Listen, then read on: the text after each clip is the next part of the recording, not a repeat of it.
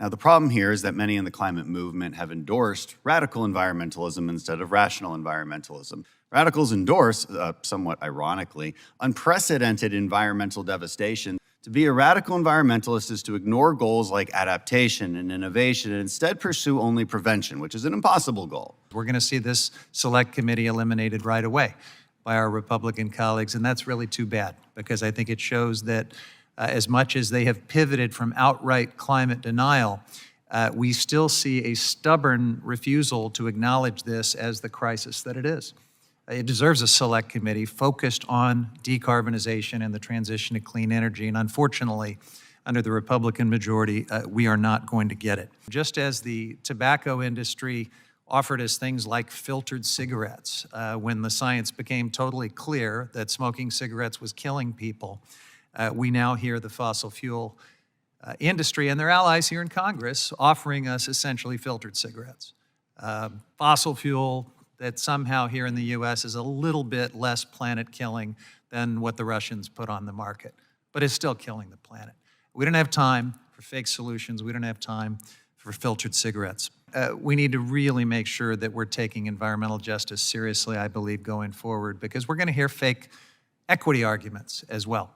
We have heard time and again in this committee how fossil fuel is actually a great thing for poor people and for disadvantaged communities. And we just need to push more natural gas through projects like the Mountain Valley Pipeline into impoverished areas. We need to listen to the actual frontline communities, not the AstroTurf folks that the industry puts forward from time to time. Climate change has arrived. Americans need only look out their windows to confirm it.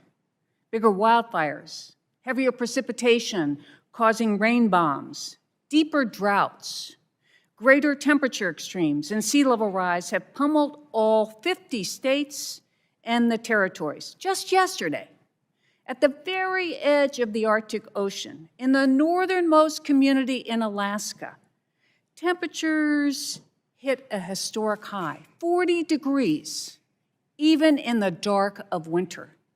That's 6 degrees higher than the previous record. 2022 marks the 8th straight year with at least $10 billion weather and climate disasters, according to NOAA.